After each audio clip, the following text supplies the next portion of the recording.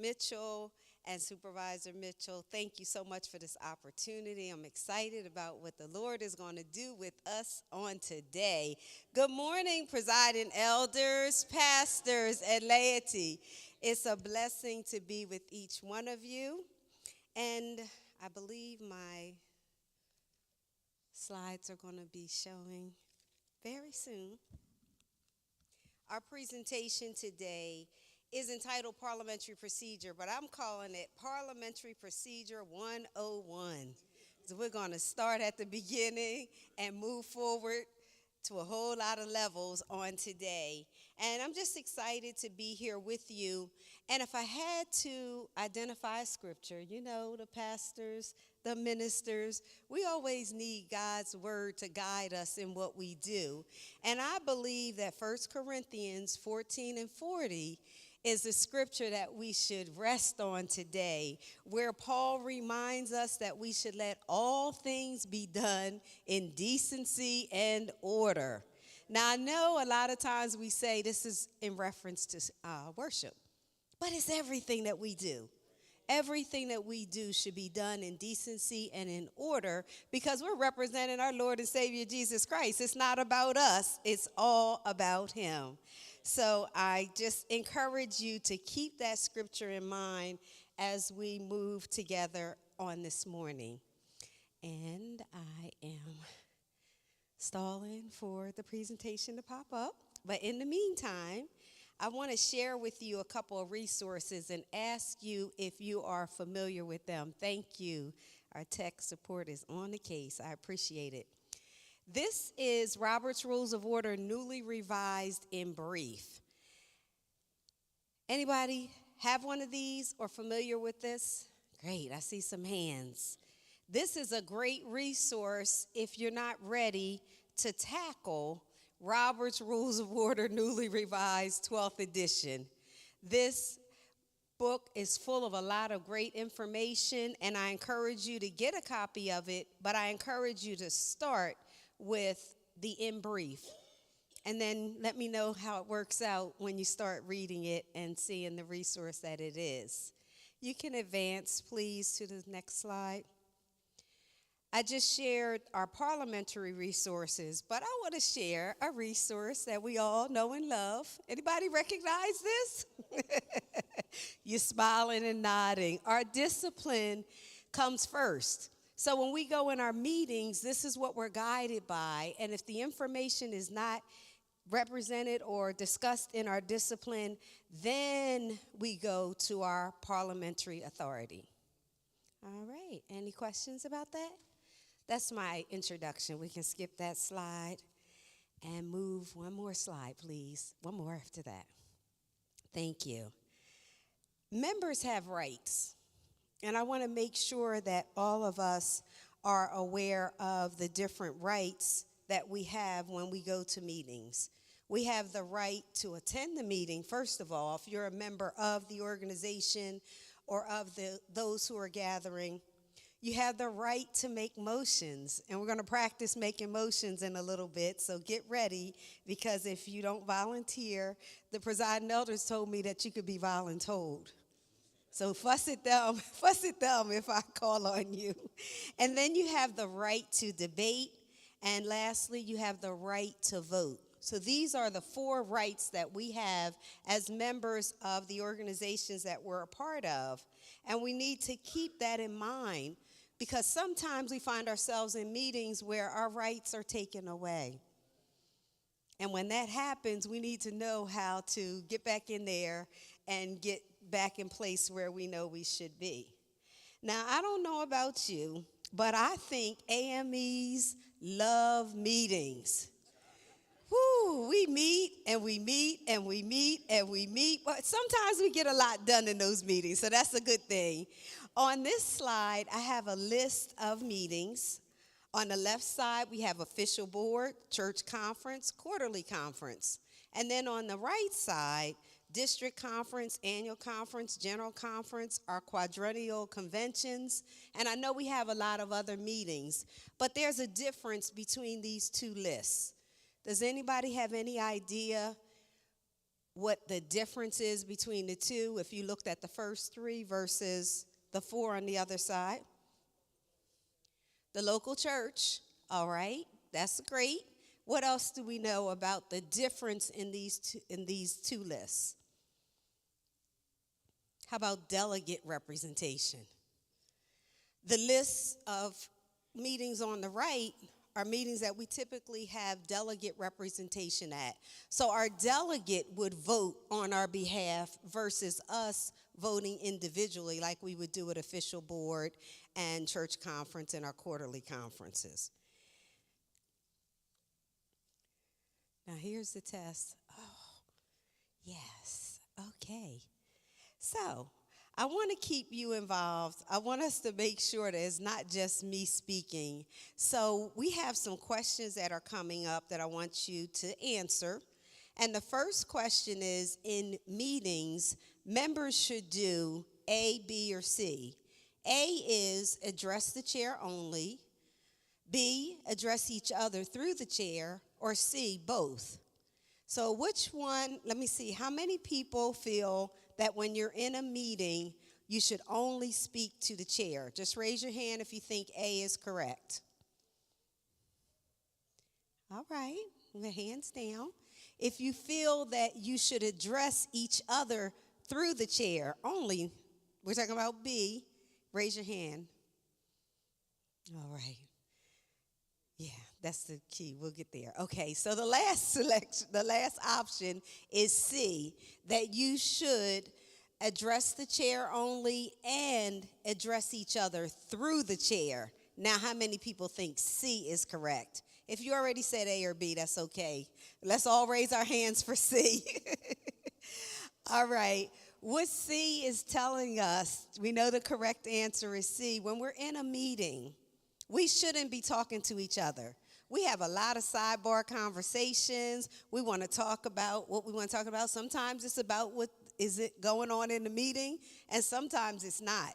Sometimes we're all over the place. So please keep in mind that when you're in a meeting, you should be speaking to the presiding officer. And even if you want to ask for something or say something to another member, you should say to the presiding officer, Madam Chair or Mr. Chair, can the treasurer provide the balance in the bank account? You shouldn't turn around to the treasurer and say, Mr. Treasurer, how much is in the bank account? So remember that. You should always speak to the chair and through the chair. Our next question. Hopefully you're able, oh good, you can see it. So who can you talk to? Who can you talk to during the meeting? A, the chair, B, the person who makes the motion, or C, no one. This is really important. How many people think it's A? I'm not going to remind you what I just said. This is really important. I want to see if you got it. How many people think the answer is B? You can talk to the person who makes the motion. Good. No hands are up. C, you can't talk to anybody at the meeting. We know that's not right. We have to talk. We can't go to the meeting and not say what we need to say. So the answer, as most of you said, is A, that we want to make sure that all of our conversations go to and through the chair. Our next question. We talked about who we can speak to. Now, when can you speak in a meeting? Somebody said C. Wonderful. Anybody think it's something else? All right, so we agree that you can speak when you've been recognized by the chair. And this is all about how the floor is obtained and how it's assigned. If you want to be recognized in a meeting, what would you do? Say we're in a meeting right now, and you wanted the chair to recognize you. Somebody do what you would do. You would raise your hand. You could stand. However, until the chair authorizes you to speak, you should not be speaking. All right? I think we had some examples maybe of when individuals want to speak in debate and they just start talking. Somebody stand up and tell us what happened in a meeting when you saw something like that, or what you saying. Woo, Lord, y'all heard her. What happened in the meeting? Tell us. Give us a quick scenario. Well, the biggest issue is we all have opinions about what we're talking about in the meetings. And sometimes in the sidebar conversations, the side opinions can take away from what the main goal is. And then we can even get side debates going on, and then the personal feelings get in the way as opposed to it all going through the chair. Thank you. So it's important that we not only participate in the meeting, but that we watch ourselves in what I call the peanut gallery sometimes. When I was at General Board, I felt like I was back there in the peanut gallery. And what was really hard for me, though, is that I was trying to pay attention. Even though I wasn't a delegate to the General Board, I was an observer, I was trying to pay attention. And my friends sitting beside me, oh my goodness, they were talking about how good lunch was. They were talking about what was going on when they left, all kinds of things. And it distracts you from being in the meeting. If you need to get on the phone, if you need to send a text, if you need to have a private conversation, really, you should leave the meeting room.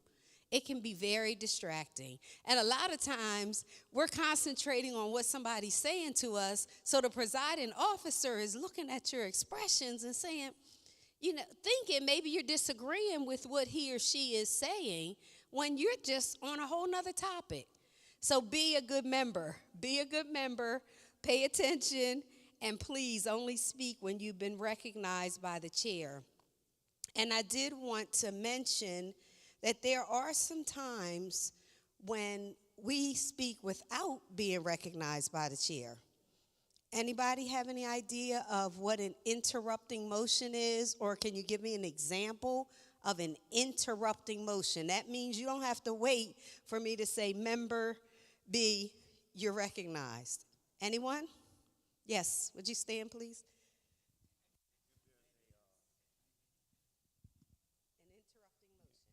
If there's a medical or emergency happening in the meeting, you can interrupt.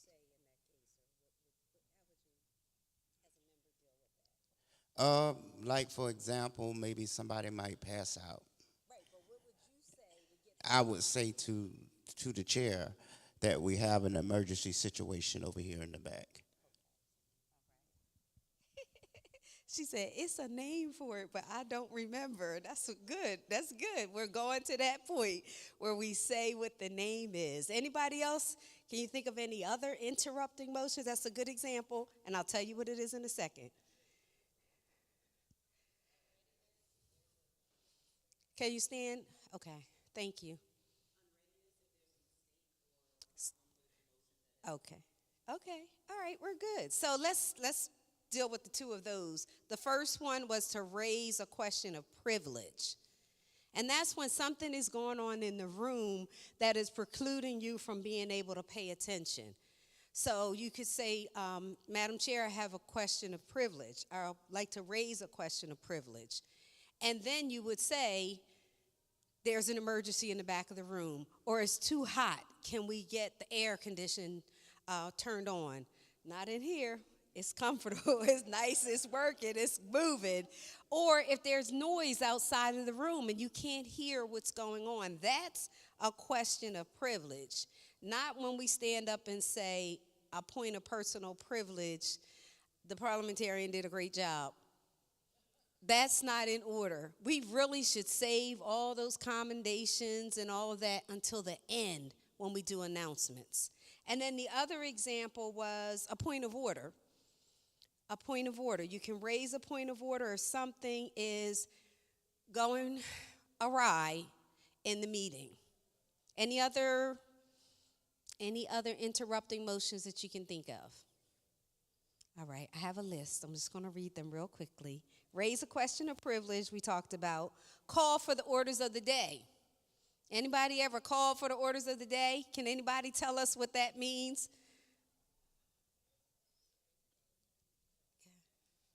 You gonna let her do all the talking?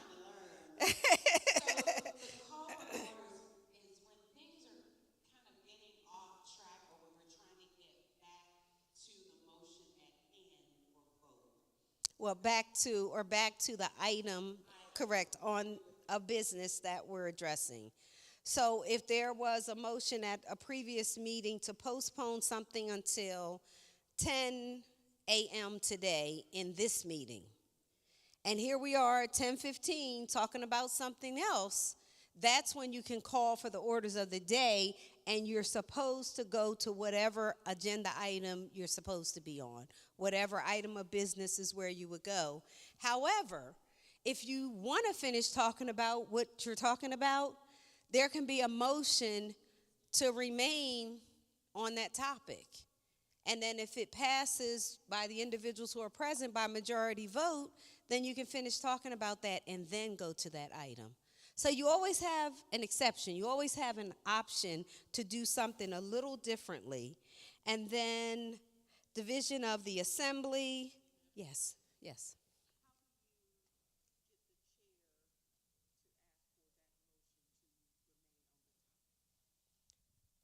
So when you call for orders of the day, a lot of times, hopefully the chair is paying attention and realizes that everyone is engaged in what is being discussed. And the chair would say, if there's no objection, we will finish out this topic and then go to that.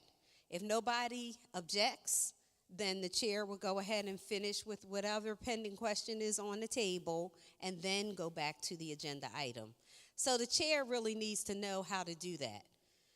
And that's basically asking for general consensus. Like I just said, if there's no objection, we will do this, that, or the other.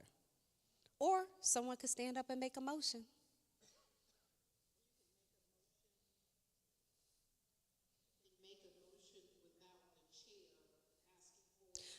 Yes, well, you still want to be in order. So you call for the orders of the day. However, there's still discussion going on. And the chair would say, if there's no objection, we will finish this pending question.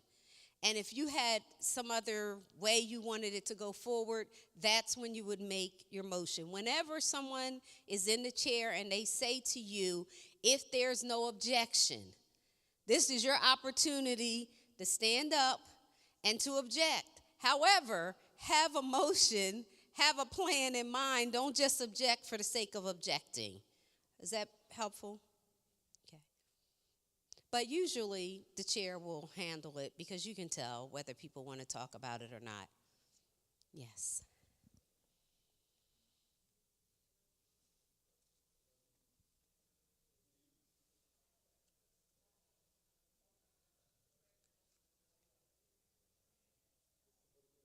Someone, oh, okay. Thank you.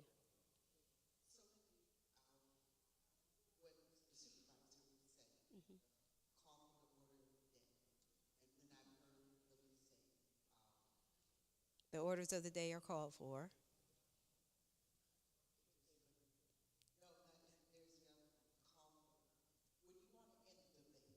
Oh, we'll get to that. But go ahead. Let me hear your question and then a previous question or call. People say question. Right, but they should call for the previous question. It's a motion. hmm we shouldn't be saying that. What you're doing, if you're in the middle of debate and you want debate to stop, then you call for the previous question, meaning that we want to go ahead and vote on what is on the table rather than keep talking. However, you don't end debate unless the assembly votes to end debate. So if you were at general board, someone stood up and said, question, the presiding officer, no disrespect intended, said, the question is called for. All in favor say aye, all opposed say no.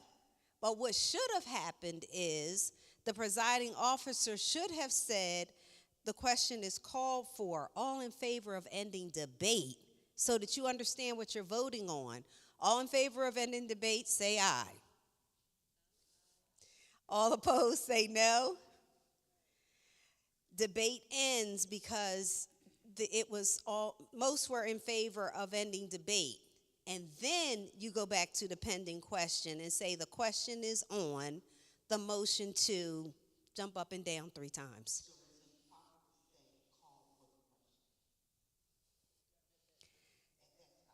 It's improper to just yell out question. I call for the question. It's okay. I mean, it's understandable. Remember, parliamentary procedure is to help us to have meetings go more smoothly.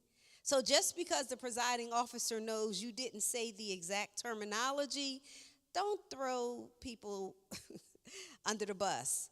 Just go along, say it correctly, and do what needs to be done. So I would encourage you not to say it that way, but it's understood.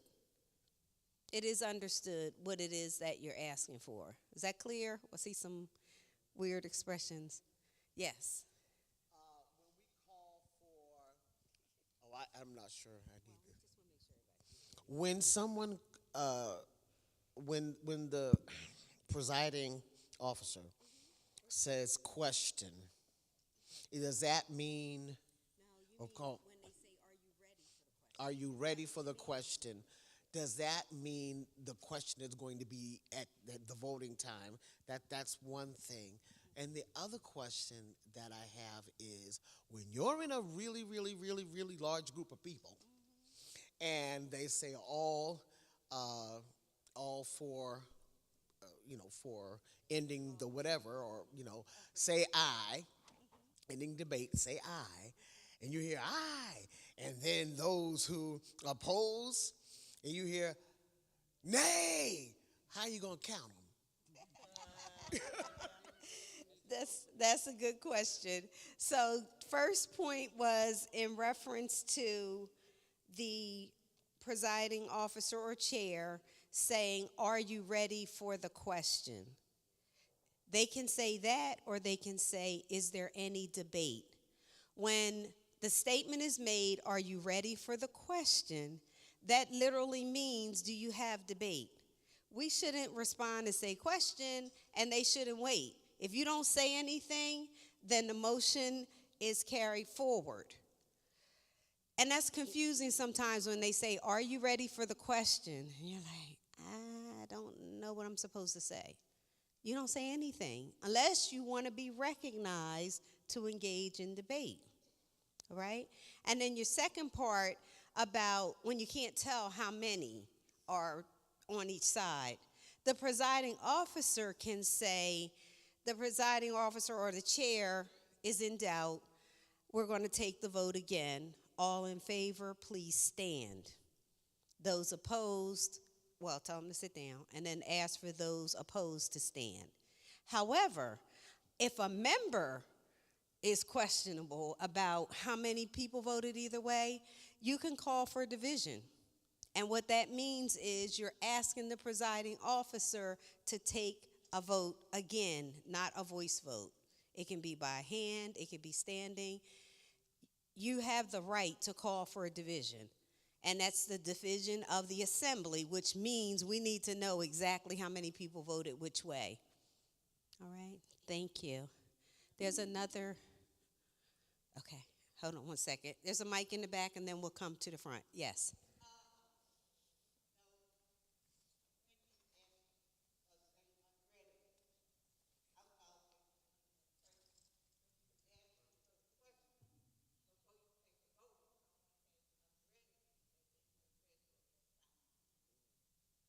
I'm sorry, I didn't hear what part was a question for me.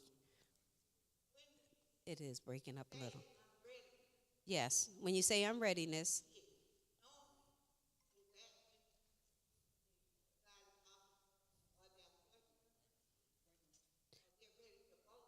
All right.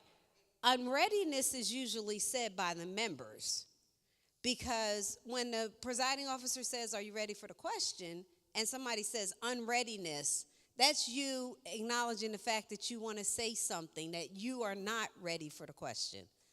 So that's what I was saying. You just raise your hand, you get acknowledged in whatever way is appropriate in that meeting so that you can engage in debate.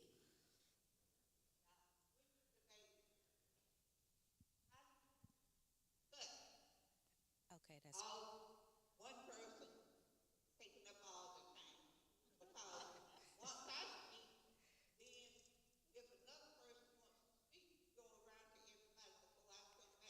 Absolutely. You can raise a point of order.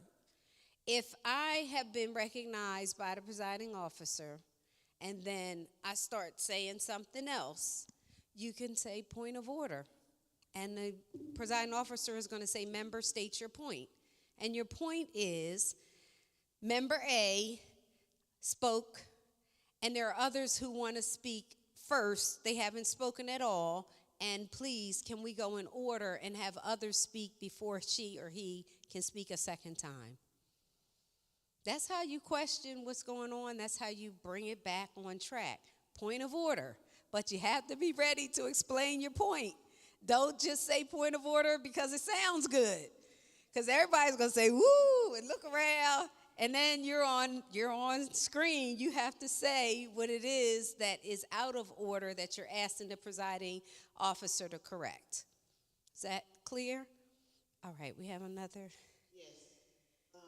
When you asked the question during the session, you said, are you ready for the question? Is it okay to say, is there any discussion versus are you ready for the question? You should say, is there any debate? Yes. So Roberts specifically says the proper form is, are you ready for the question? The acceptable form, is there any debate? So you can say either or, and you're correct. I honestly like, is there any debate? Because people know what you're asking for. But we're saying the correct way, first way would be, are you ready for the question? But it is certainly okay to do, is there any debate? So, shall we move forward with a couple more questions that'll help you with more questions? Oh, I'm sorry, you had the mic. Yes, sir. Most of these, your premises is, they're based on the fact that the presiding officer is adept at parliamentary procedures. Amen. What happens if the presiding officer does not really understand parliamentary procedures? Well, we have to help. We have to help each other. And we help each other by sometimes calling a point of order or call for the orders of day. You don't have to say it in a mean way. We can be pleasant with each other. We can have meetings. We can smile. I smile a lot of times, and I'm basically, pulling the trigger on that person. But we can say it in a kind way because this is to help us have a more effective meeting. This is not to get anybody. I did a credentialing exam that I haven't gotten the results of yet, and I was really upset because I felt like my clinical side of it was they were going to get me. They were trying with all they could to try to find something that they could zip in and add in that would throw me totally off. That's not what we want to do in our meetings. We want to cooperate with each other. We want to represent God well. I go in some meetings and I forget that we're in church because of how people are acting. So if nothing else, remember, we're here first for God, and we want the business to be transacted effectively. And sometimes you pick your battles. Some things it's just not worth it. It's not that deep. That's why I said if someone says something incorrectly, I'll just say, well, sir, did you mean A, B, and C? Oh, that's wrong. And a lot of times, too, we have to be cautious because when you have 5 people saying to you the correct way to do something, that is taken like everybody's jumping on you. So I try to encourage individuals not to speak unless you're asked to. So if the presiding officer is asked a question and they can't answer the question, they're going to say, Sister Susie, would you please answer this question? We don't want all of the people in this section answering because the person who you're answering feels like they're being jumped on. So think about that too. We want to do everything with decorum. All right. Any other? All right. So let's go to this next question. How do you state emotion? I heard C. Wrong answer. I'm not even going to say it. B. Whenever you want to bring business before the assembly, you make a motion. And you either say, I move to, or I move that.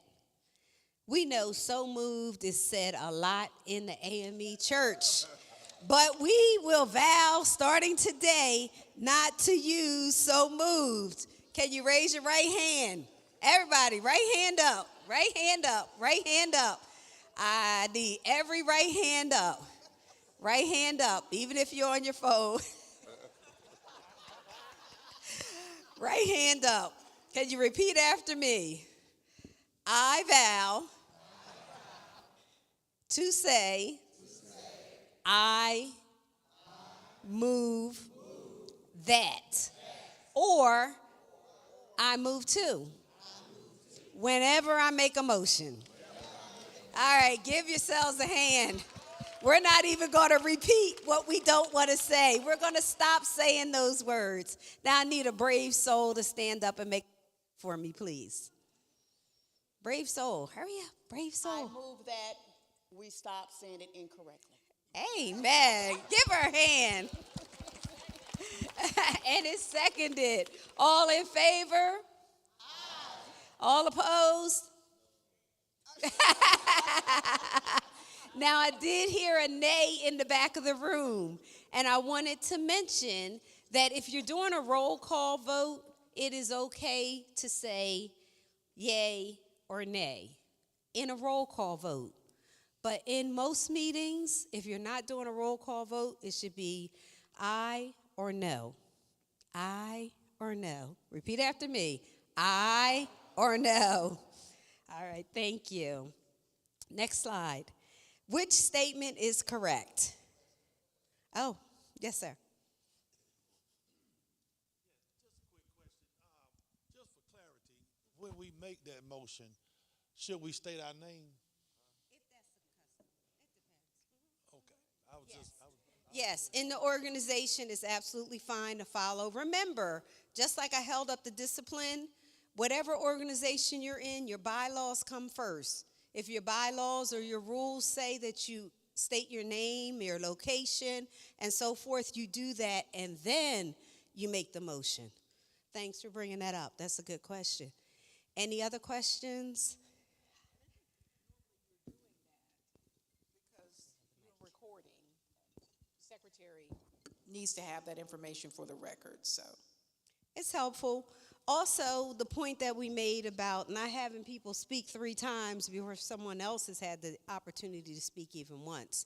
When you hear that name 3 times, you're like, she just spoke. It gives you a chance to call that point of order and bring that to the presiding officer's attention. So as we move through the motion, we had a motion that was made. It was seconded. After that, what does the presiding officer say? Do they say, it has been moved and properly seconded? The motion before you has been moved, or it is moved and seconded that? C, correct. It is moved and seconded that. That's what the presiding officer should say, and then repeat the motion that has already been shared. And then I wanted to share that the next step is to vote on the motion. The vote is usually taken by voice, by rising, or show of hands. And in putting the question by one of these methods, the chair calls first for the affirmative by saying, those in favor of the motion say aye. Those in favor say aye. Aye. Those opposed say no. And no matter how unanimous that aye sounded, you still have to ask if anybody is opposed. Remember, we're trying to protect the rights of the minority and the majority. So don't just throw me to the side because I'm the only one that voted no.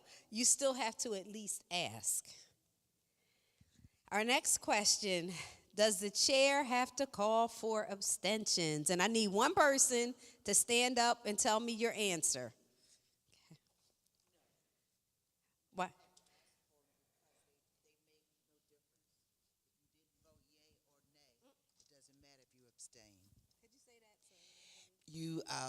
The chair does not have to ask for abstentions, because if you don't vote yes or no, it doesn't matter if you say abstentions, because it doesn't count. She said, you taught me that. Any questions or comments? Y'all okay with that? All right. I'm surprised. Usually people fuss. They want their abstention counted. But remember that. Can I have 3 volunteers so that we can practice the main motion? 3 volunteers, please. Come on up. 1, 2, 3. All right. Could you take the mic, please? Bring it with you. All right. You need a chair. You want to be the chair? You'll be the chair. There's your mic, Mr. Chair. Can you see that screen? Well, you'll see in a second. And then we need a chair, a member 1, and a member 2. So chair, member 1, member 2. All right, we can just read as soon as it pops up. Yes.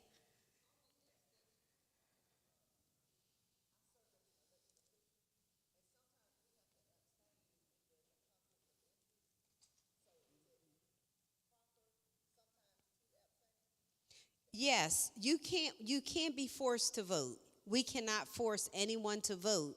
It's quite all right to abstain. However, the name is not listed unless for some reason perhaps your name has to be listed so that they know you were present and that there was no vote, but that doesn't count in terms of whether the motion is adopted or not.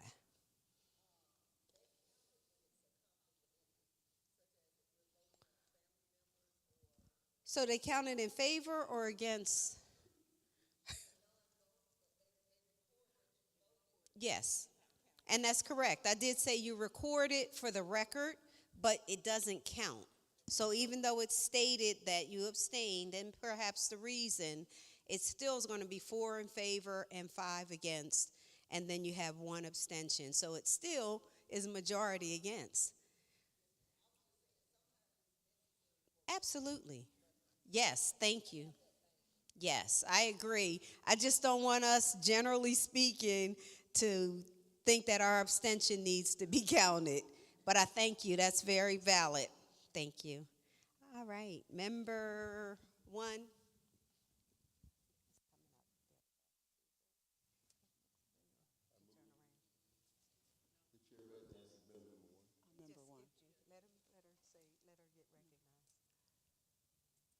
1. I move that the South District collaborates with the AME Outreach Center to conduct an awareness campaign in December for HIV/AIDS Awareness Month. Just for a second, the reason I made sure that we had member 1 listed there is because we want to make sure that we are recognized by the chair before we speak. I know you would already go into the next part. But remember, you have to be recognized by the chair. You can't just start blurting your motion out. So, chair.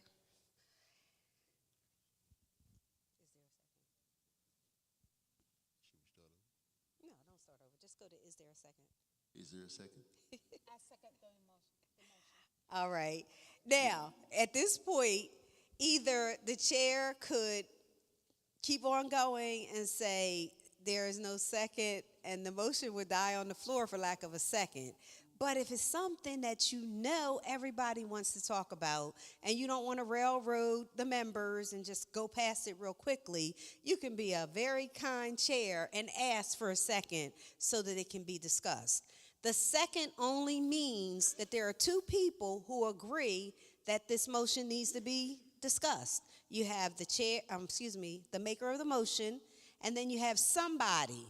Doesn't matter who it is, as long as it's not the person who made the motion, someone seconds the motion, and that means you want to talk about it. It doesn't mean you agree with it. It doesn't mean that I'm going to get mad at you. It doesn't mean anything except you want to have the matter discussed. All right? Everybody good with the second? Do you put it in the minutes? Yes, sir.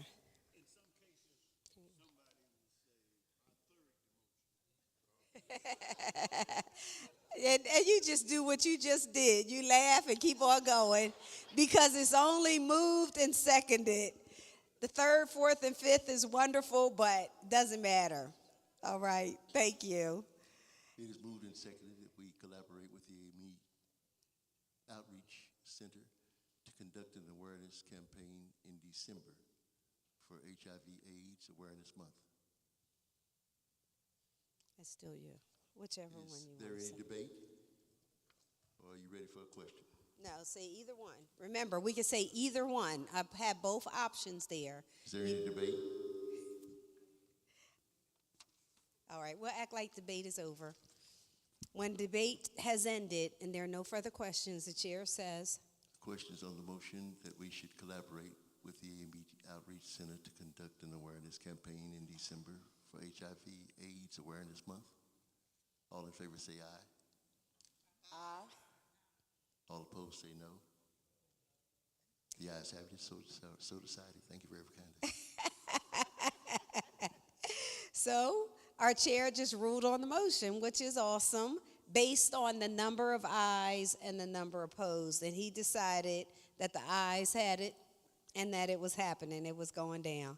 Can we give our volunteers a hand? You can take it with you because somebody might need it. Thank you. You can take it back too. Just wait. That way somebody will already be ready. So we just did the main motion. Any questions about the main motion? Any questions? Yes, sir. Yes, absolutely.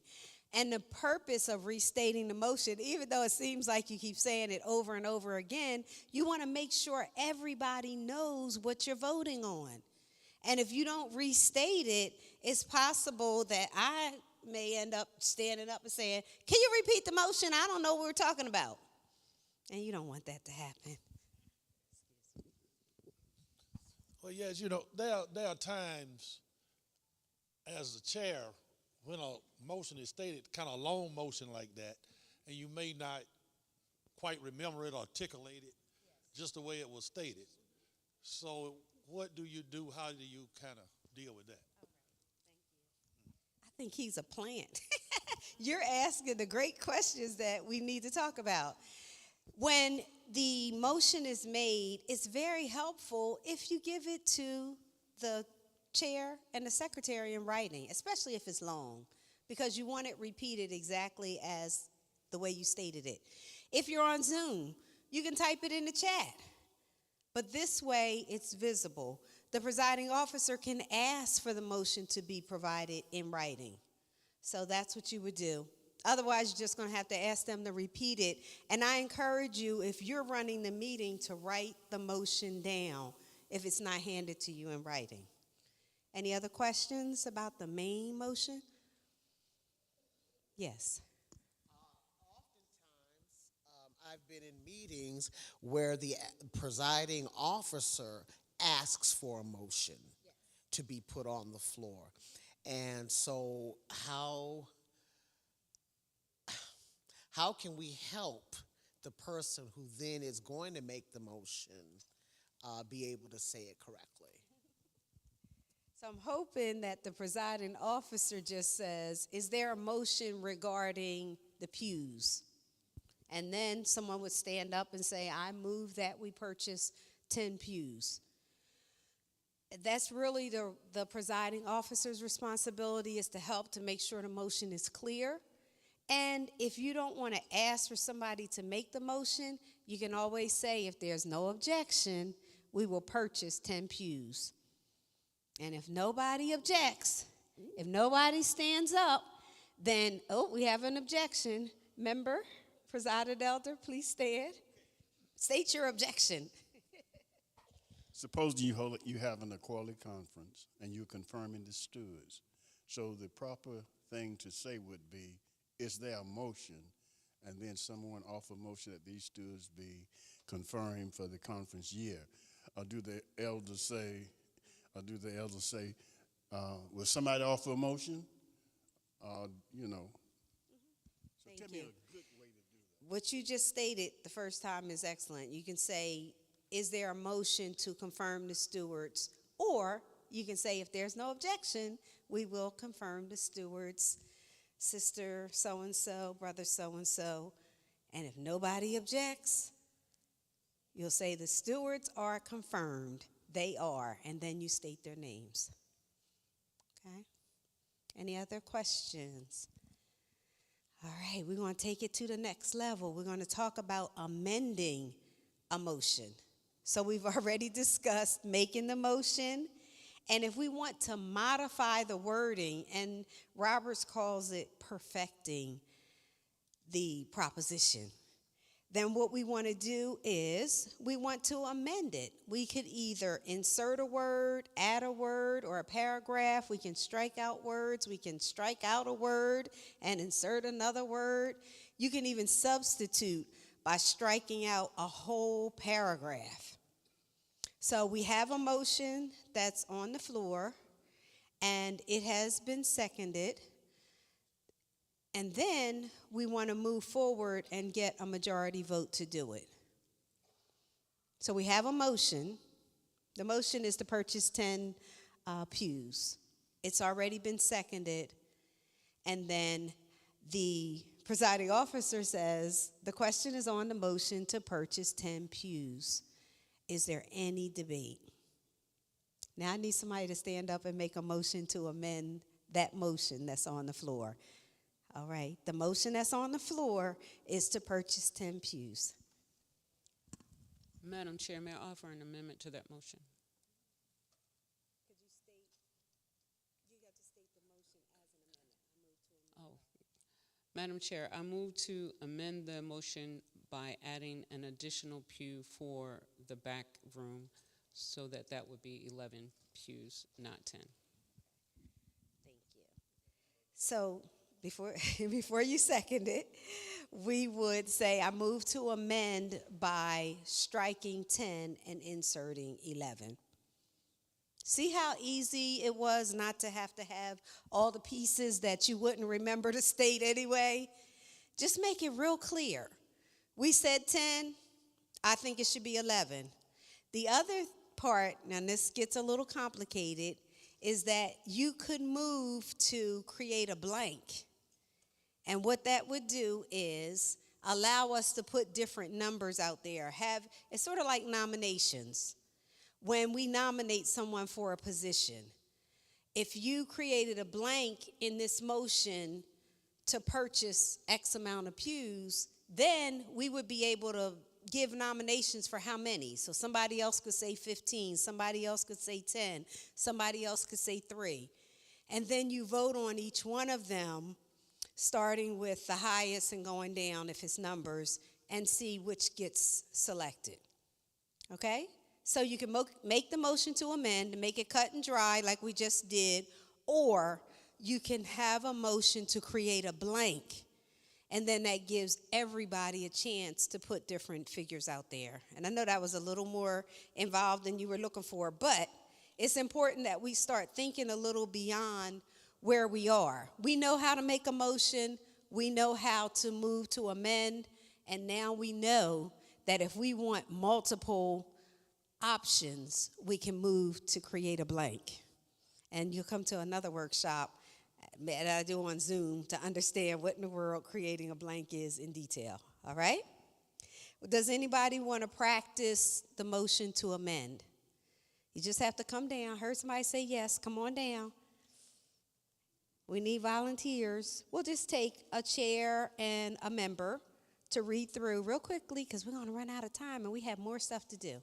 2 volunteers, please. Remember, anybody can second, so we're not going to have somebody stand to give a second. We have one coming. Can we have one more? All right. We got 2 coming. Awesome. One will do one sheet and the other do the other half. Thank you.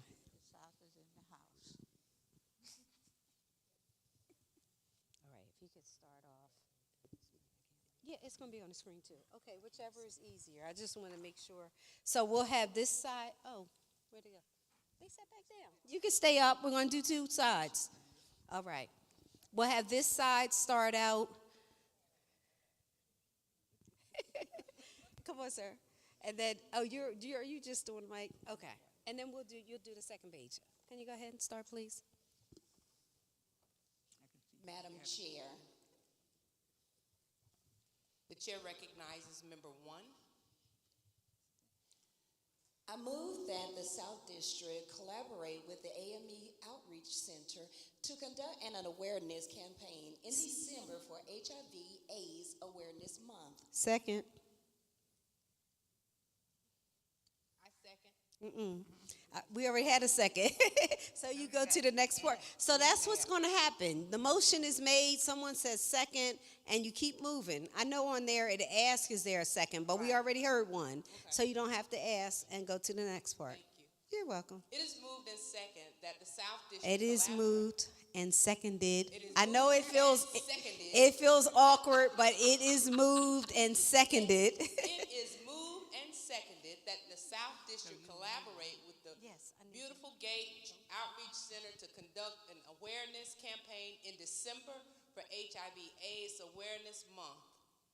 Is there any debate? All right. So now you can be member 3. Madam Chair, I move to amend the motion by adding, provided the district is not already engaged in our annual December project. Second.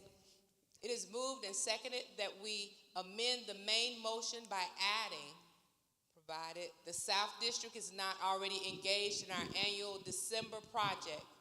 It is the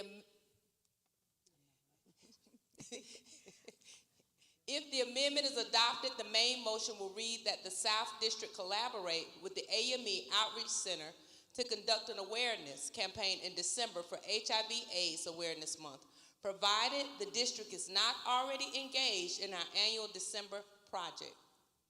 So that's the time that she repeated it to make sure everybody knows what we're voting on and what the effect of that vote would be.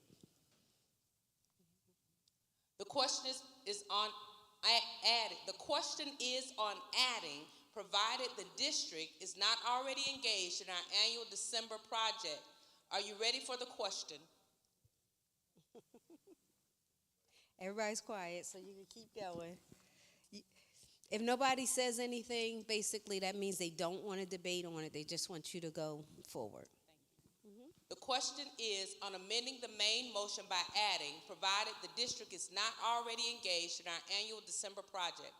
If the amendment is adopted, the main motion will read that we collaborate with the AME Outreach Center to conduct an awareness campaign in December for HIV/AIDS Awareness Month, provided the district is not already engaged in another December project.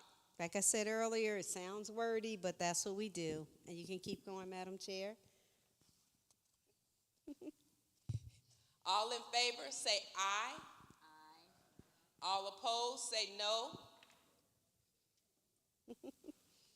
The question is now on the main motion as Wait a amended. minute, you skipped. I skipped that. Oh, I'm sorry. I apologize. Go ahead, keep going.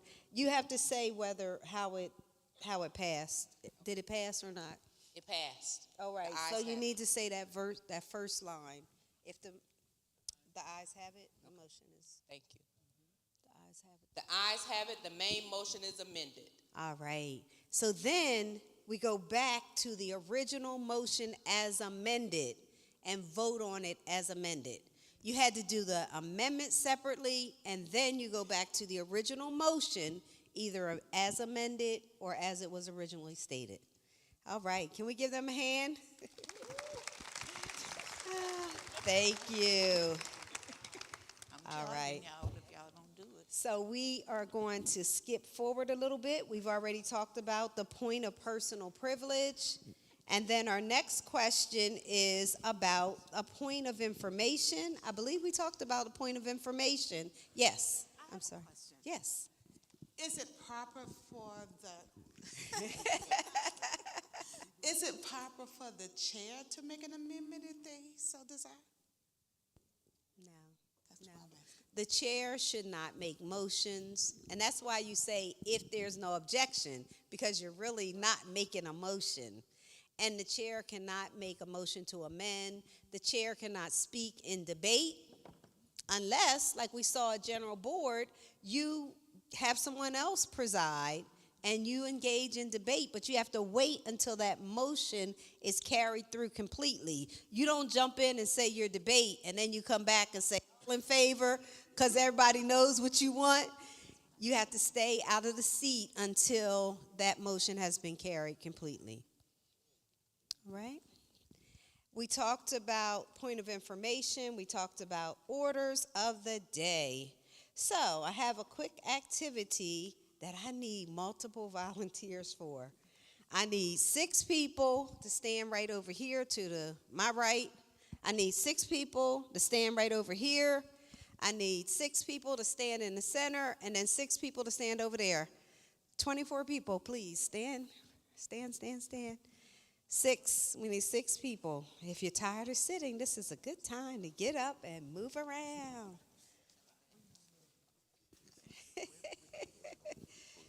When you get 6 in each, let me know. You in the front. You gonna be in the front. We gonna take in the front. I'm gonna get her. It's cold. Well, this is a good time to get up and move around so you can warm up. Come on, girl power. Come on. Mm-hmm. Look at that nuke with that purple and gold. Come on. Where you going? So, we need 2 more. Yes, because you've done this, but don't give it to them in order. Okay. Mix it up. We need 2 more because we need 6. You see how they do me? You see how she did me? They made me go in the front. I'm gonna hold it like this. No, you come out of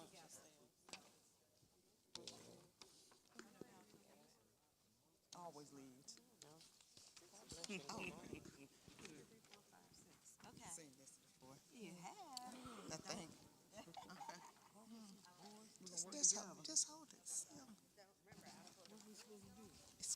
All right, each group has 6 pages, and we're going to talk about the usual order of business. And what I need you to do is to talk to each other. You have 3 minutes to put yourself in order, and then you get in line based on the order of business. Right? Talk to each other, decide the order of business, and then get in line by the way you think it should be. And don't ask for any help. No help outside of the group. Yes. They want to call a friend.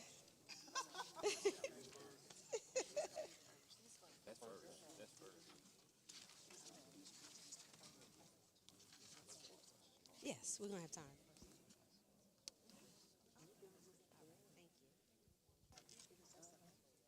2 minutes. You have 2 more minutes. Mine is read reports of officers.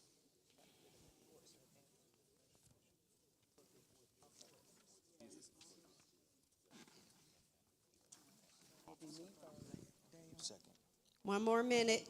You get in line, please, according to the order, the usual order of business. I'm ad hoc.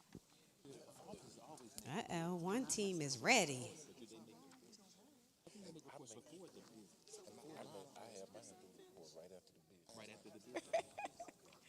Take a picture of them so you can show everybody at church what they were doing. All right. All right, can we line up, please?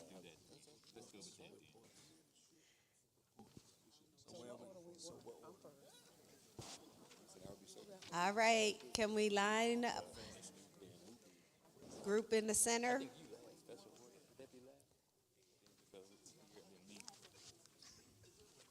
Everybody have a mic?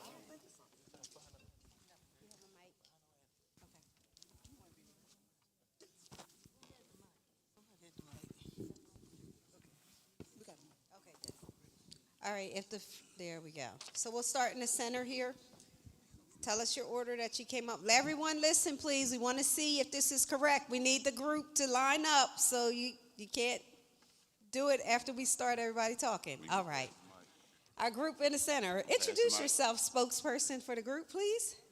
I'm Reverend Linus Robinson, Georgia Conference, Savannah South District. All right. You don't order business, well, it's reading and approval of the minutes. Reverend Y.B. Nobles, and this is the reports of officers, boards, and standing committees. Linda Frazier, Women's Missionary Society, Southwest Georgia Conference. Report of Special Select or ad hoc committees. Pastor Dale Hicks, Mount Hope. Unfinished business and general orders. Sylvia Moore, new business. Leslie Vons from the Atlanta North Georgia Conference. And I have something that I don't think is in the order of what we would do on the agenda, and that's special orders. Oh, okay. So based on what was shared, is this group correct? All right. Let's give them a hand. Don't leave yet. Stand there for a second. We need to see who was next. You were ready next. All right.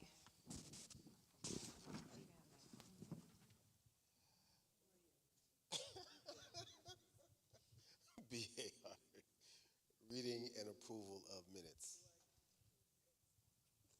Tracy McGathy, reports of officers, boards, and standing committees. Greta Fowler, reports of special, select, or ad hoc committees. Renee Chamels, unfinished business and general orders. Jacqueline Craig, special orders. Cheryl Robinson, new business. Are they correct? Somebody just jump in, yes or no? Yes. How many say yes? Raise your hand. Now nobody's raising it. All right, that means everybody else, you say yes. Let's give them a hand. It's not yet, not yet, not yet. All right, let's see what you think. Madam Chair, Renee G. Theophil, South Georgia Conference. Reading and approval of minutes. Joseph Cousin, unfinished business and general orders. Charlie Hicks, Macon Conference, new business. C.J. Holloman, reports of officers, boards, and standing committees. Reginald Cleaver, reports of special committees. Byron McKenzie Sr., special orders. All who think that they're correct, raise your hand. Raise your hand. All right. So a few think they're correct, but they're not. Let's give them a hand. All right. Our last group, we're depending on you. You have a mic? Woo.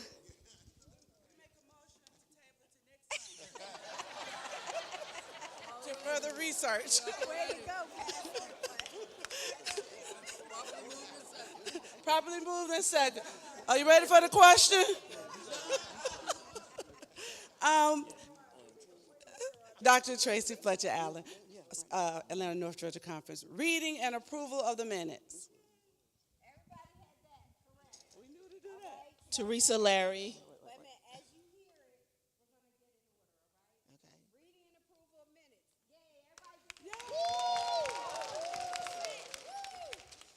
Teresa Larry, Georgia Conference, unfinished business and general orders.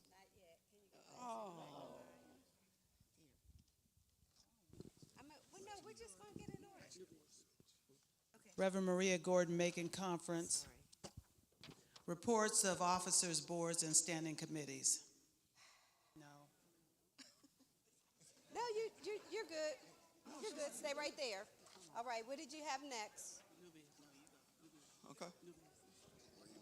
That one. I'm going to go through them. Macon Conference, Rise of Pool, new business. Ooh, go back.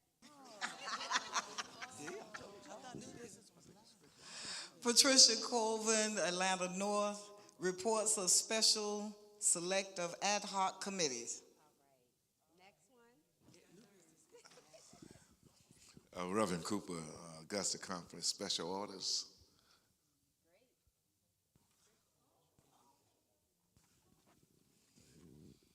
Unfinished business and general orders. New business. Yay! All right. So this is an easy way to remember what we just went over. Mrs. Sun. Can you bring it back up, please, tech team? Thank you. Mrs. Sun. M is for minutes. R, reports of officers, boards, and standing committees. S, Special, that's the reports of special or ad hoc committees. And then if you could go back in order, then unfinished business and general orders. Did I skip special orders? I'm sorry. Special orders, unfinished business and general orders, and then new business. Mrs. Sun. I'm going to go through each one of them. Okay, can we give everyone a hand that you can take your seats. Thank you so much. We all understand that when we call our meeting to order, sometimes we have special, that's fine, they don't have to be in order. Thank you. When we call our meeting to order, we often have devotions, we often have organizations, thank you, that will be responsible for, I don't know, you may pledge allegiance to the flag, those kinds of things you do before you get into the official business of the meeting. So then we also adopt our agendas. A lot of times we send the agenda out in advance. It's not the official agenda unless you adopt it in the meeting. Some people do, some people don't. Some people have agendas in their bylaws or in their rules. So you follow whatever your organization does up until that. We all should have minutes. The minutes are provided, and then they are approved as corrected or approved as presented. Then after the minutes, that's when we have our reports of our officers. Oh, this should be familiar because we should be hopefully doing this. We have reports of our officers, the boards, the standing committees, because we have various committees in our bylaws that are automatic. They are our standing committees that are part of the bylaws. After that, we have our special committees, which are also called select or ad hoc. And these are the committees that you appoint to plan the anniversary. The committee that you appoint to do something else. Who else can give me an example of a special committee? Just yell it out. Appreciation, pastor's appreciation. Yes, pastor's appreciation, y'all. Appreciate the pastors. All right. And then we have special orders. I gave an example of a meeting that was already held, and I made a motion to discuss the anniversary at 2 o'clock at the upcoming meeting. That's a special order. We agreed as a body that we're going to talk about it at a certain time or in a certain meeting. That's a special order. And then unfinished business is what was left over from the previous meeting that was pending when that meeting ended. It's not called old business. Don't use that. That's another do not use. It's unfinished business, and it gives you a hint as to what it is. It's something you didn't complete in the previous meeting. General orders, I'm sorry, I said special. Special is specific. General orders could be something that just is supposed to happen at this meeting. And then lastly, new business. The presiding officer and the secretary should know whether there's something to be listed as an item of business under new business. But if it's not, and you have something that you want to have discussed at that meeting, what are you going to stand up and say when I say, is there any new business? Somebody's going to stand up, say, Madam Chair. And then whatever it is, I move that we jump up and down 3 times. If someone seconds it, you're going to talk about jumping up and down 3 times. New business is when you can put in something that wasn't on the agenda that you want the assembly to discuss. And then you adjourn the meeting. Yes. Sure. Could we have the list put back up one more time, please? And then we had, who said they had a question? I had 2 people. You said you had a question. You ready for now? Mm-hmm. Any general questions about this slide before we go? Can you stand up? I'm sorry. You are. You're going to get something that's really, really good. Just give me a second. It's covered. Because I want to make sure everybody has what they need. We have a general question about motions, I think. Yeah. First, thank you again for imparting the knowledge to us. You mentioned about amended motions.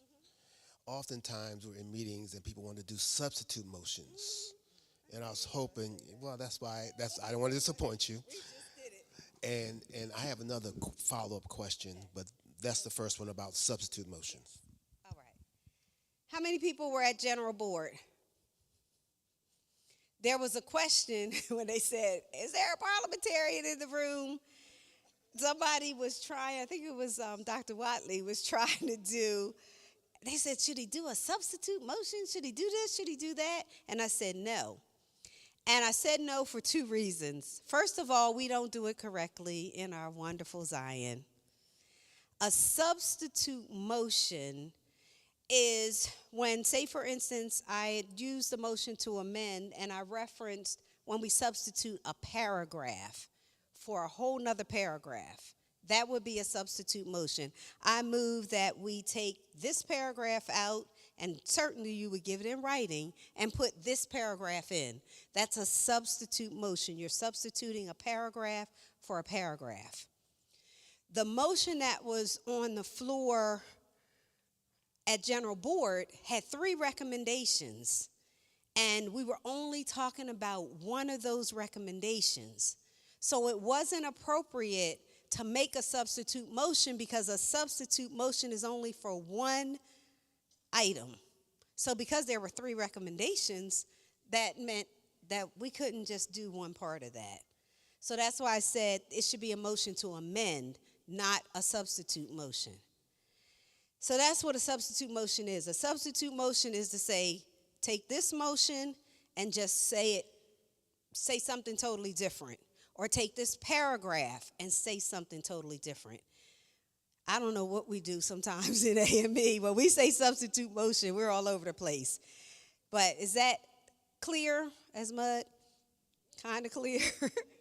All right. So he had a follow-up question, and then we're going to come back, only because he let us know it was coming.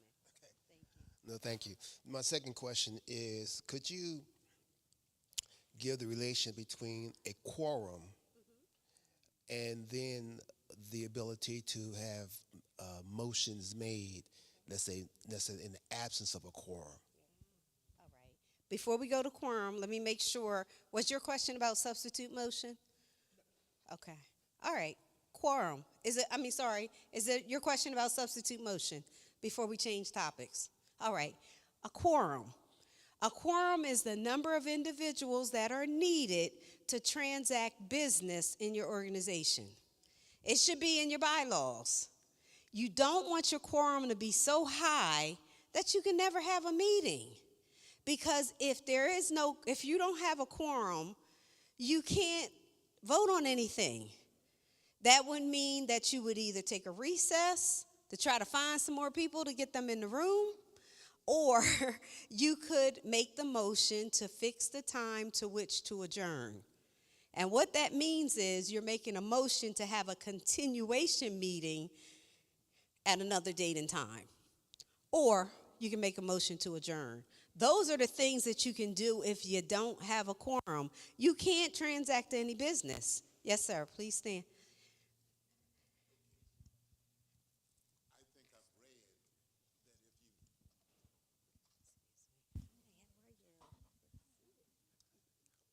If you properly announce, everybody in here is going to be, they make up the membership. Mm-hmm. You properly announce you're going to have your meeting. Then, when it's time for the meeting, about a quarter of the members show up. Isn't it somewhere where it says, after you've properly announced that you're going to have your meeting, those present can constitute the quorum? Your bylaws should state what your quorum is. And the recommendation, according to Roberts, is that it's a number, not a percentage. In the discipline, hold up. If it's in the discipline, I said earlier, the discipline comes first. Today, I was really focusing on Robert's Rules of Order newly revised, but any meeting that I'm in, AME meeting, I also have the discipline with me. So yes, it's possible in someone's bylaws or in a section of the discipline that it does say that. So we follow the discipline. That was my disclaimer in the beginning. AME, This is first. If it's not spoken to in here, then we go to Roberts. So thank you. That's a good point. But remember, our discipline first and then Roberts. And there were a couple other hands. Yes. If, for example, when we go to, let's say, for example, people do want to debate, and it seems to be, kind of get a little bit overheated, can the officiating person move to table a discussion to the next meeting, or does that have to come from a member? How many people think that the members decide whether to table a discussion? All right, how many people think the presiding officer can do it? Okay, more people said the presiding officer, but let me clear up a couple of things. When you move to table a topic, there should be a reason. And well, let me say it first of all. It's to lay it on the table. It's not to table. The motion to lay on the table is used when you're in the middle of your meeting and maybe your high-ranking official of your organization comes in and has to speak, or say a guest comes in and you don't want to continue talking about that topic because it's for internal conversation only. You can make a motion to lay it on the table, and you lay that information on the table, and then once it's finished, there's another motion to take it off the table to finish talking about it. It really should be done by the body, but the presiding officer can say, if there's no objection, we will lay this topic or the pending question on the table until the presentation is over. So that's always my way out. If there's no objection, we will do A, B, and C. And most people stay quiet, and I'll say we will lay it on the table and move forward to the presentation. Lay on the table. I have never heard that before. Yes, lay on the table. People say table, I'm going to table it. No, you literally lay it on the table and then you vote to take it off the table. All right? We have a couple of hands. They're coming through with the mics. Yes. Unfinished business. Yes. Is it until it's been completed, and does it always have to come on the agenda, the unfinished business? If you are aware that there is some unfinished business, then the presiding officer should make sure it's on the agenda. Always. If you're aware of it, you should. In the AME church, we do it the AME way. And that custom, thank you, Bishop. We didn't talk about custom. Custom is the way we've always done it. And you do it so much, you think it's a rule. It's not in the discipline, it's not in your bylaws, it's not in your standing rules, but because you've always done it, that's what you do. And if it's that important, it should be somewhere. It should be in writing, in your bylaws, in your rules, in the discipline, somewhere. But that is custom, when you just do what you've always done. And yes. Hi, I'm Fran Ingram, Southwest Conference. Suppose you're having your meeting and is discussion and you can't come to agreement as to what you want to do with that situation. Is it okay to lay that on the table until maybe the next meeting? You said you can't agree. So you're still in debate. Right, we're you still haven't debating, voted. and it's time Call to for end the meeting. Call for the previous question and force a vote. Oh, okay. We want to talk and talk and talk and talk. And I had what organization? I'll look up, not AME. I'm sorry, Lord. It is an AME organization, but I'm not going to say which one. I'm not going to stand up here. Like, why are you looking up if you're not talking about them? I'm talking about us. And I used to have a person who would say to me, well, I need to talk about it before I can make a motion about it.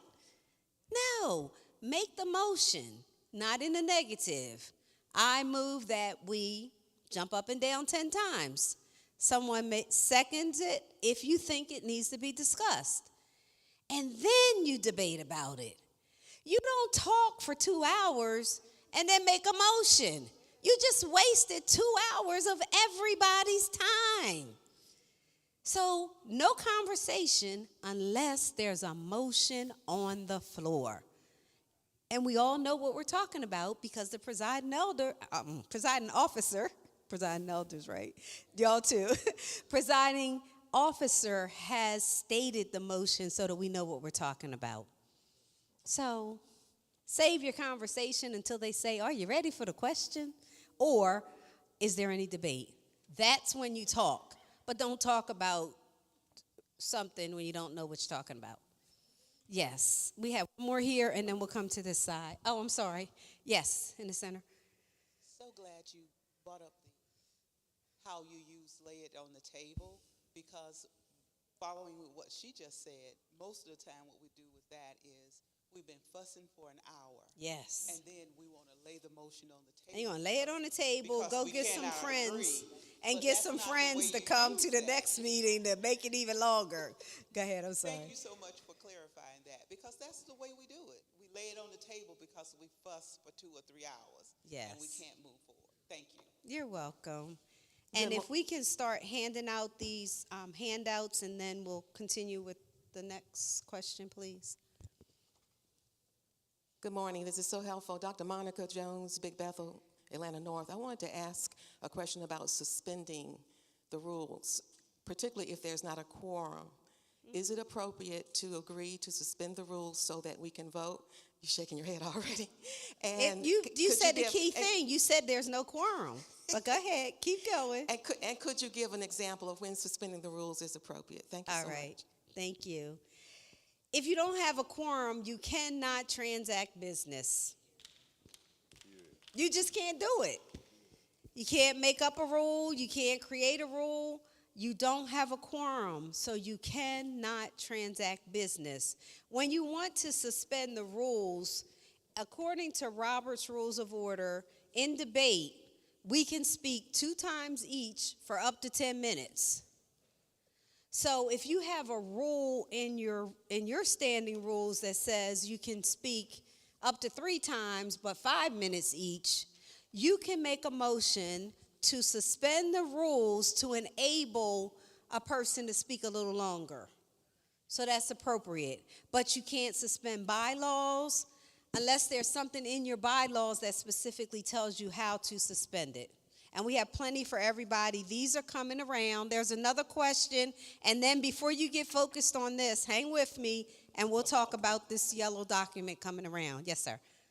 When is it appropriate to set a time limit for debate, the entire debate period? And does the chair set that time period? You can set the time limit anytime you like, and the chair does not set the time limit.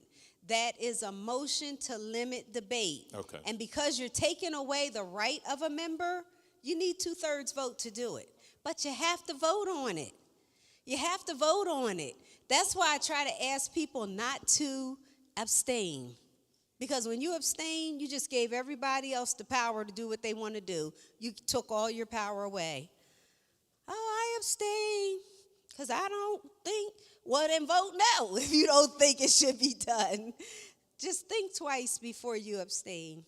I saw another hand go up. All right, while you're thinking of any other questions, this is a document that the National Association of Parliamentarians publishes, and it's basic parliamentary information. So on the front, it tells you how to handle a main motion. It also tells you what I was stating about our rights and how it's important that we make sure the majority is heard and that the rights of the minority are protected.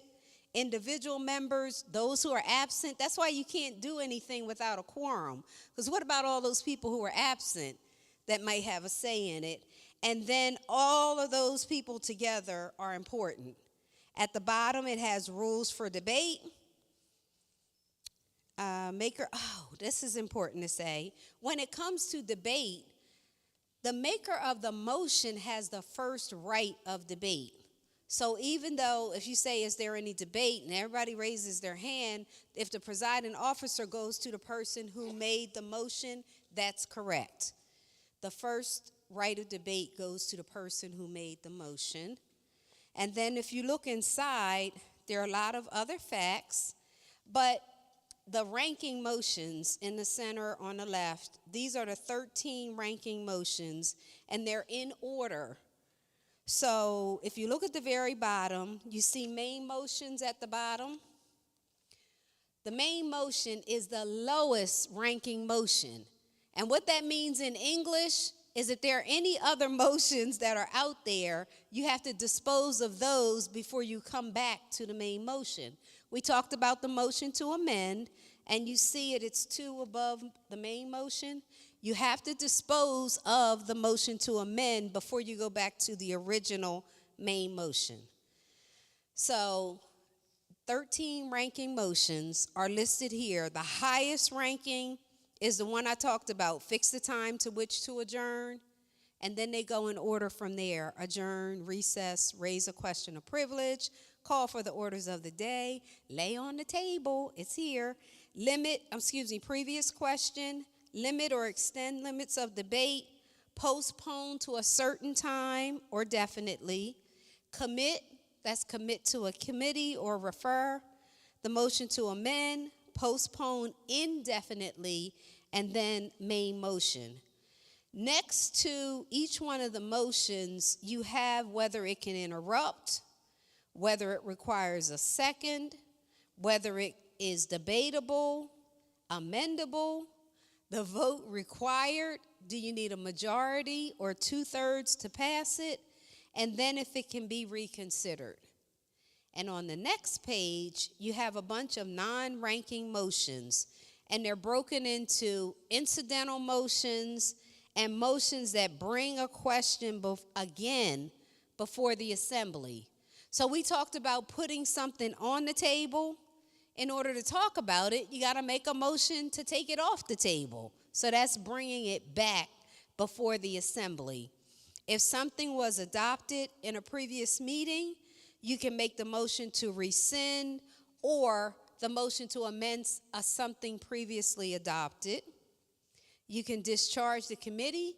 If you appoint a committee and they haven't done a thing and don't have anything to report, you can vote to discharge that committee and put that information, that pending question, back on the table so somebody can do something about it. So stop letting our lovely AME church put stuff in committee and it stays there for the next 5 years. We can discharge that committee and deal with the issue. And then the motion to reconsider. That's when you vote on something in a meeting and you want to talk again about what you decided within that same meeting. But you can't bring up that motion unless you were on the side that won, the prevailing side. I know it's a lot of information, but I'm trying to hurry up and get it out. The last piece is the back page. This is an example of a typical meeting. So I would encourage you to read through this, to keep it with you when you go to meetings, and make sure that you purchase a copy of Robert's Rules of Order in brief to get you started. And then when you feel like you can breathe after you've read that one, try this one. Because if you need additional information, it's all here. And then if all else fails, if it's okay with Bishop, you can email me or send me or call me. So I thank you. Yes, I thank you so much. And I want to just see if there are any other questions. Last call for, yes, Supervisor. Elections, yes.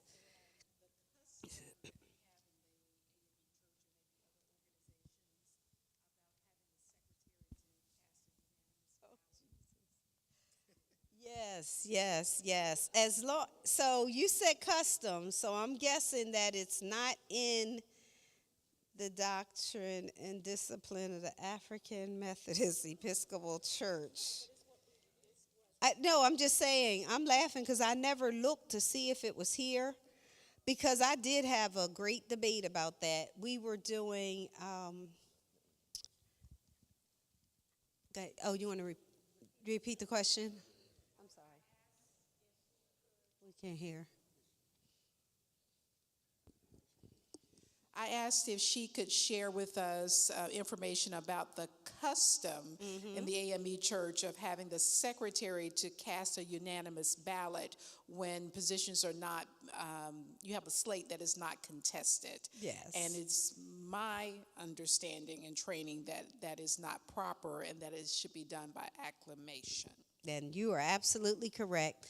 We have the custom of casting a unanimous ballot, but that's why I said, let me look in the discipline again and make sure it's not there. And that's why our supervisor said the custom, because that's something we've always done and we just keep doing it. It is supposed to be in your bylaws how a person is elected. And I know some specific bylaws for different organizations that I'm in where it says if there's only one candidate, then the person can be elected by acclamation. So you vote, you take nominations. You only have one person. You take your nominations from the floor if that's your practice. I know when I ran for second vice president, women in ministry, our nominations closed in March, and we didn't have elections until general conference. So there were no elections from the floor. So I already knew that providing we had a quorum present, that people showed up, that I was going to be elected because I was unopposed. So I was elected by acclamation. And that's the correct way to do it. If you only have one person, unless your bylaws say something different, you don't cast a unanimous ballot. And I just go back to the documents. It's not in here. That's not in any other documents that we have. So we do it by acclamation if that doesn't go against our bylaws. Any other election questions? Yes. As soon as he goes on this side. Say protocol has already been established. Who established this protocol? Bishop probably can answer that question.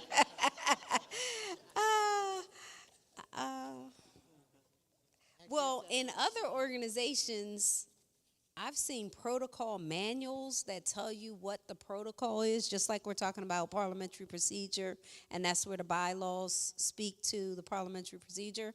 But protocol was already established. That's just protocol. Yes. Do you want to say more? I think that, for us, there is a protocol that we do have. I think, when we go to various meetings, and instead of everyone getting up, recognizing what we recognized at the beginning, then we shortcut to say that the protocol has already been established or to the established protocol, and it helps us then to be able to move whatever it is that we're doing along, and without everyone trying to even remember who they ought to call and not call. All right? Thank you. It's not, those are our things, as Bishop said. It's not, I guess it is a custom, but it's a rule. And it's helpful. It saves time not to continually repeat that. Okay. And that's not normally in a regular meeting. That's in worship. We say protocols already established, too. In the course of a meeting, is there such a thing as privilege of the chair or executive privilege, and when and how does that apply, if there's such a thing? I've heard it. I think it's another custom we made up to do what we want to do.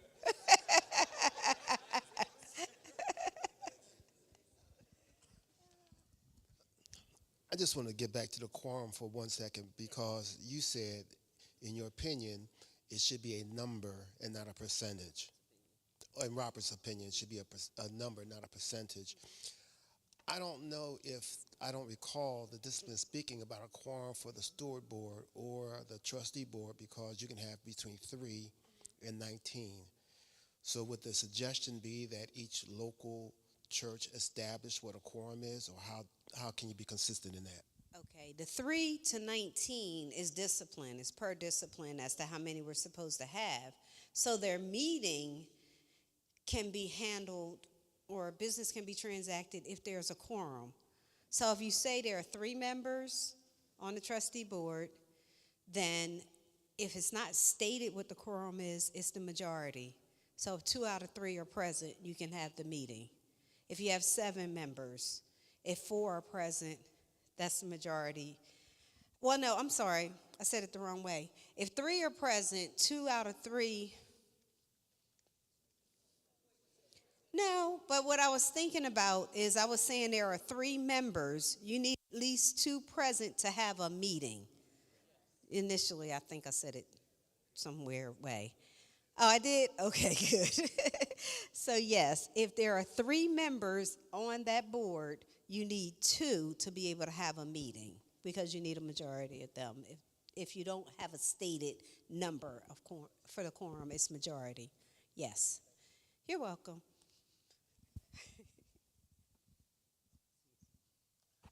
Thank you. I just had this question in my head, and I'm sure you could clarify it.